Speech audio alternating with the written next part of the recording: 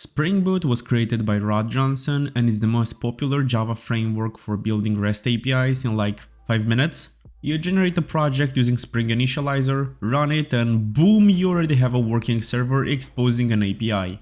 Want a new endpoint? Just slap an annotation on a method and specify the path. Done.